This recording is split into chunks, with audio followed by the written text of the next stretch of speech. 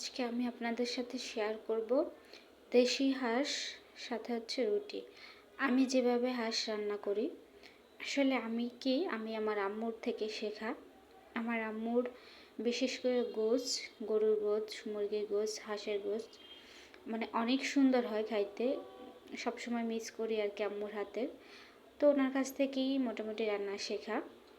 তো আমি প্রথমে সরিষার তেল নিয়েছি, এলাচ, দারচিনি, লং অনেকক্ষণ ভাইজা পরে হচ্ছে পেঁয়াজ ভাজি করে নিয়েছি। তারপর একটু নারকেল দিলাম।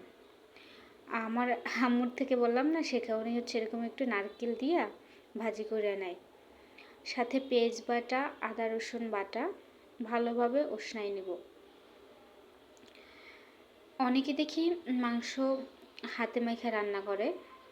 আমি হচ্ছে আমার আম্মুর স্টাইলে রান্না করতেছি, তো তাই হাতে মাইখে না, একেবারে হুবহুব আমার আম্মুর মতো করে রান্না করব।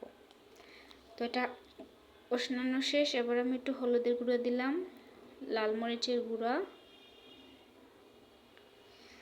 ধনিয়া, জিরা,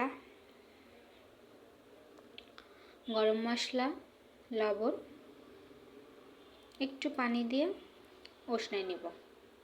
এটা কিন্তু হচ্ছে পুরো মশলাটা আমি টোটালি হচ্ছে 1 ঘন্টা বসে শুধু উষ্ণাইছি।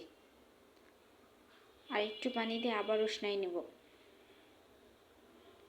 আমি নারকেল দিয়েছি এই জন্য অনেকক্ষণ উষ্ণাই নিলাম।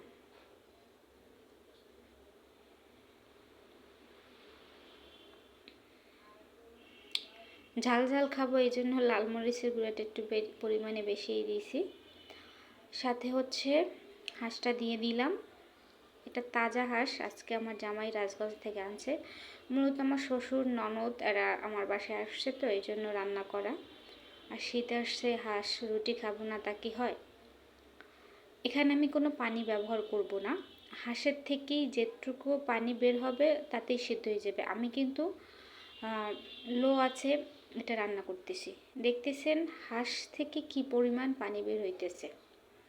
এখন এটা আমি হচ্ছে 1 ঘন্টার জন্য সেদ্ধ করে নিলাম।